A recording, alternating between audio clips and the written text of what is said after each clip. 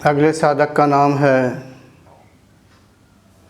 धीरेंद्र नारायण और ये साधक ऑस्ट्रेलिया से हैं। मूल रूप से फिजी के रहने वाले हैं मगर ऑस्ट्रेलिया में जॉब करते हैं, इसलिए वहाँ पर रहते हैं। ठीक है। धीरेंद्र नारायण जी लिखते हैं, मेरे कंठ चक्र के नीचे वाले भाग में दबाव आता है, दोनों कंधों के ऊपर, और हल्का सा सिर भी समय समय पे दर्द हो रहता है। यानी कंठ चक्र से नीचे वाले भाग यानी कंधों में इनके दबाव रहता है और हल्का हल्का सा सिर कभी कभी समय समय पर दर्द भी होता है। आपने जो ये बताया हुआ कि कंधों पर दबाव रहता है, ये क्रिया तो प्राणवायु के द्वारा होती है। आप काफ़ी समय से ध्यान कर रहे हैं तो प्राणवायु वहाँ तक जाती होगी, यानी गले के नीचे तक जाती होगी और फिर दबाव देती होगी। इसलिए उसके विषय में कुछ ना सोचें कि ऐसा क्यों होता है। प्राणवायु जिस क्षेत्र में होता है तो उसी जगह पर अपना कार्य करता है, यानी शुद्धता के लिए या अन्य कोई बात होती है तो वहाँ वो क्रियाशील होने का प्रयास करता है। इसलिए आपको दबाव जैसा महसूस होता है।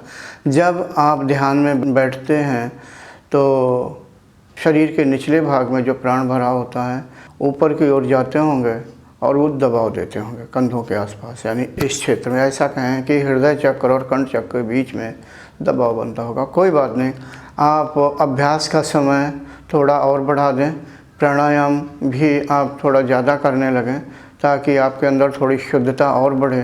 क्योंकि आपका अगला वाक्य है, और हल्का हल्का सिर में दर्द भी रहता है कभी कभी। तो वो तो मैं शिविर में भी बताता रहता हूँ, पुस्तकों में भी लिखा हुआ है, वीडियो में भी बहुत मिल जाएगा कि दर्द क्यों रहता है।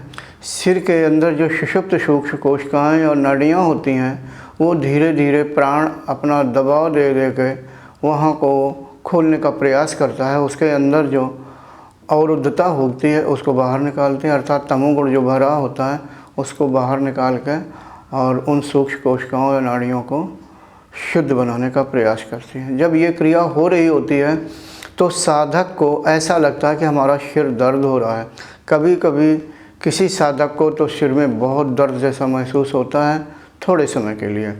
उसका कारण यही है कि उनका प्राणवायु जब ज़्यादा दबाव देता होगा तब उन्हें ज़्यादा महसूस होता है। अगर किसी साधक की साधना उग्र है, अगर सिर में दर्द होगा, क्योंकि वो नाड़ियों को खोलता है, उसके अंदर की जो गंदगी भरी होती है या वो सुषुप्त अवस्था में होते हैं, अर्थात पूर्ण रूप से क्रियाशील नहीं होती, जितनी होनी चाहिए क्रियाशील नहीं होती हैं, तो उनको क्रियाशील करने के लिए या शुद्ध करने के लिए फिर प्राणों का दबाव ज़्यादा होता है। तो जितना ज़्यादा होगा उतना दर्द महसूस होगा।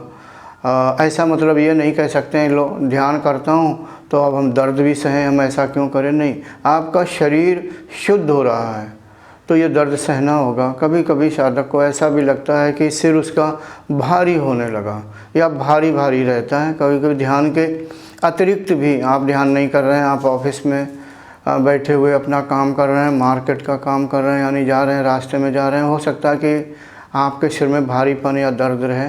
तो ऐसा होता है।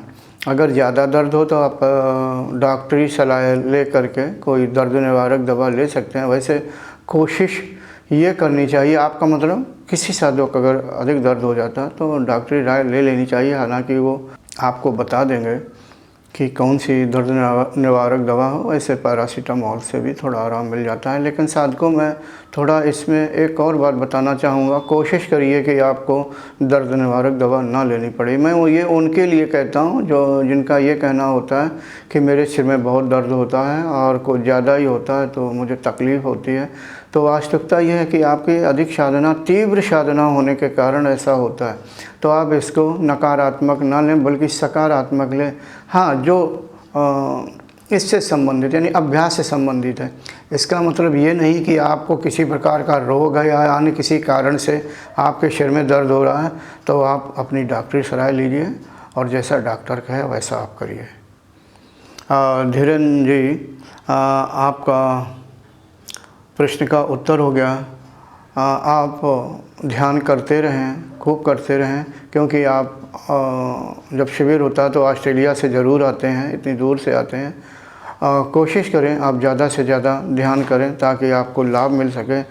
अगर ईश्वर ने चाहा भविष्य में कभी प्रत्यक्ष मिले हो गया तो एक बार मैं विशेष रूप से आपको देखूंगा और इसकी आप याद दिला दीजिएगा। मैं तो भूल जाऊंगा। आप खुश रहिए, मगर खुश मैं तब रहूंगा जब आपकी साधना का समय ज़्यादा हो जाएगा और आपकी साधना की उन्नति भी होगी, यानी आगे का मार्ग प्रशस्त होगा। ठीक है धीरेन्द्र जी, नमस्ते।